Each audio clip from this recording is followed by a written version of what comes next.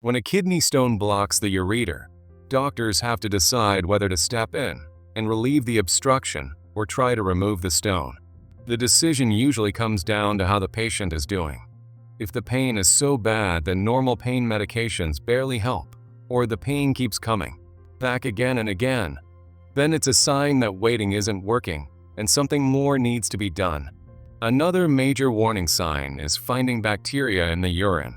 When bacteria are trapped behind a blocked ureter, the situation can quickly become dangerous because it can lead to a serious infection called urosepsis. In those cases, doctors give antibiotics right away, and if a procedure like shockwave treatment or ureteroscopy is planned, those antibiotics are started before the treatment even happens. A fever makes the situation even more urgent. A person with a kidney stone and a fever needs their kidney drained quickly, usually with either a tube placed through the back into the kidney or with a stent that goes up through the bladder into the ureter. If the kidney isn't working well, whether the person has only one kidney, has stones on both sides, or already has reduced kidney function, doctors won't wait long at all. Prolonged blockage can damage the kidney permanently. Nobody can say exactly how long it takes for this damage to happen, but in general, doctors try not to let a stone sit there obstructing things for more than 4 to 6 weeks. There are also practical, real-life reasons to intervene sooner. Some people simply can't put their lives on hold for weeks. Young parents may need to get back to childcare, and some jobs, like airline pilots, don't allow someone to return to work until they're completely stone-free. Others might be comfortable waiting, but for many, the constant pain and fear of another attack make early treatment the better choice. When things do escalate, doctors often provide temporary relief by placing a JJ stent inside the ureter or by inserting a nephrostomy tube directly into the kidney. Both methods take pressure off the kidney and allow urine to drain around the stone. The stone usually stays where it is, but at least the kidney is protected and the pain improves.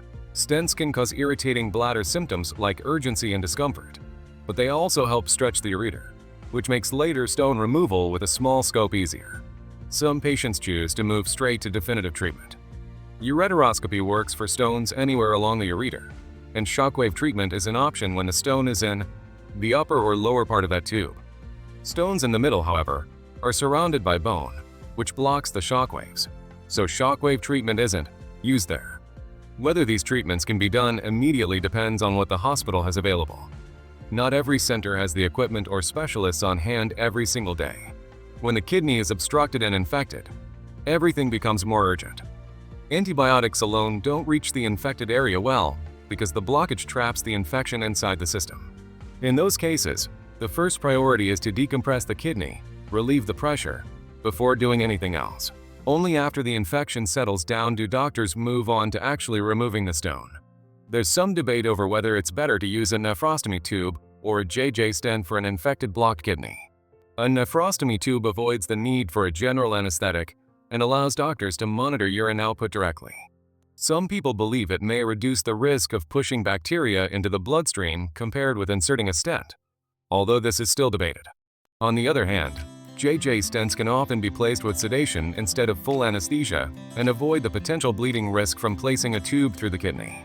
Studies suggest that either method works equally well for stabilizing the infection and getting the patient's temperature and white blood cell count back to normal within 2 to 3 days.